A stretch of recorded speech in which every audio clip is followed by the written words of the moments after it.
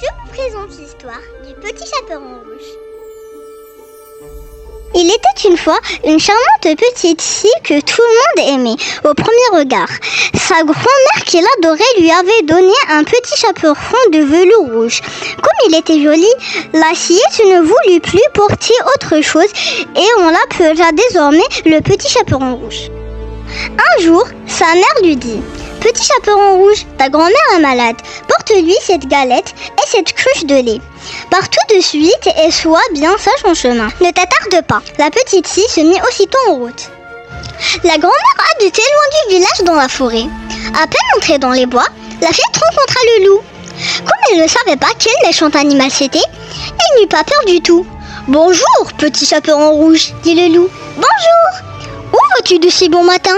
Chez ma grand-mère qui est malade. » « Et où habite ta grand-mère ? » demanda le loup. « Plus loin dans la forêt, sous les 3 grands chênes, se trouve sa maison. »« En vrai régale cette fillette, » pensait le loup. « Tendre et dodue comme il faut.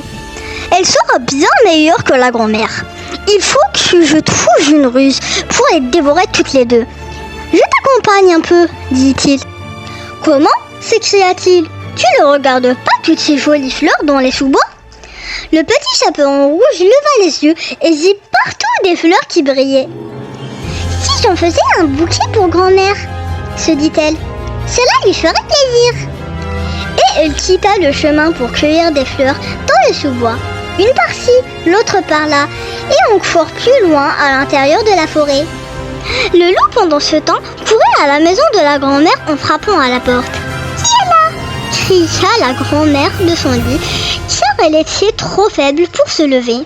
« C'est le petit chaperon rouge, » dit le loup. « Tire la bobinette et la chevillette, chéra. » Le loup tira le loquet, poussa la porte, courut au lit de la grand-mère et la mangea.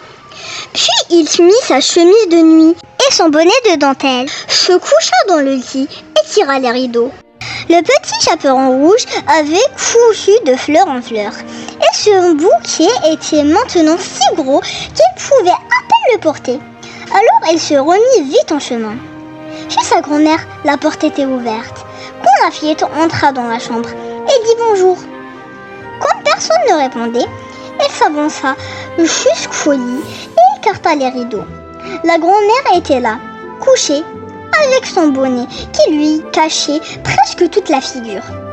Elle avait un air étrange. « Oh grand-mère, comme tu y as de grandes oreilles !»« C'est pour mieux t'entendre, mon enfant. »« Oh grand-mère, comme tu y as de grands yeux !»« C'est pour mieux te voir, mon enfant. »« Oh grand-mère, comme tu as de grandes mains !»« C'est pour mieux te prendre, mon enfant. »« Oh grand-mère, comme tu y as de grandes dents !»« C'est pour mieux te manger !» dit le loup qui bondit et avala le petit chaperon rouge. Rapu, le loup s'endormit. Il se mit à ronfler si fort qu'un chasseur qui passait devant la maison l'entendit. « Comment se fait-il que la vieille femme ronfle si fort ?» se dit-il. « Allons voir. » Il entra et vit le loup couché dans le lit. « C'est ici que je te trouve, vieille canaille !»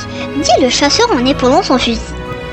Tout d'un coup, l'idée lui vint que le loup avait pu manger la grand-mère et qu'il était peut-être encore temps de la sauver. Il reposa son fusil, fit des ciseaux et se mit à ouvrir le ventre du loup endormi. Au deuxième coup du ciseau, il fit le petit chaperon rouge sortir du ventre. Peu de temps après, la vieille grand-mère sortait à son tour. C'est à peine s'il pouvait respirer. Le petit chaperon rouge courut chercher de grosses pierres et en remplit le ventre du loup. À son réveil, il voulut s'enfuir, mais les pierres pesaient si lourd qu'il s'affala et tomba mort sur le coup. Quant au petit chaperon rouge, elle avait eu tellement peur qu'elle se jura d'être plus raisonnable. C'était sûr, à l'avenir, plus jamais elle ne quitterait le chemin pour aller courir dans les bois.